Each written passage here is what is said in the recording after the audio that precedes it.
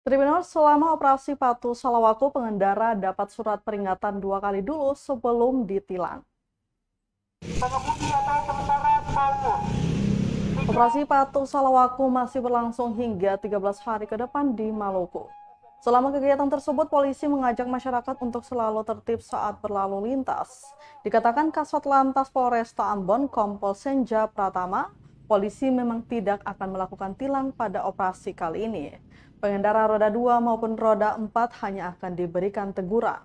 Namun, jika selama operasi berlangsung pengendara 2 kali mendapatkan surat teguran, maka polisi akan memberikan penindakan berupa tilang di tempat. Diberitakan operasi Patuh Salawaku pada hari kedua Selasa 14 Juni 2022 di beberapa ruas jalan di Kota Ambon oleh Satuan Lalu Lintas Polresta Ambon. Belasan pengendara roda 2 dan roda 4 diberi surat teguran karena kedapatan tidak memenuhi syarat berkendara di jalan.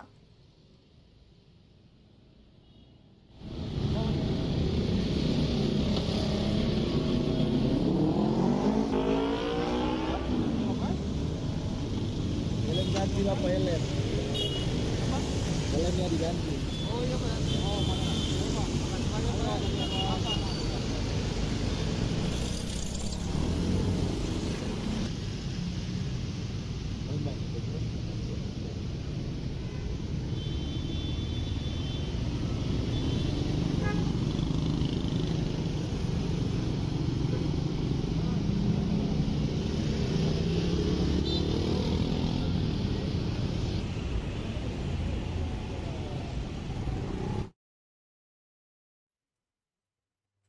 Terima kasih sudah nonton.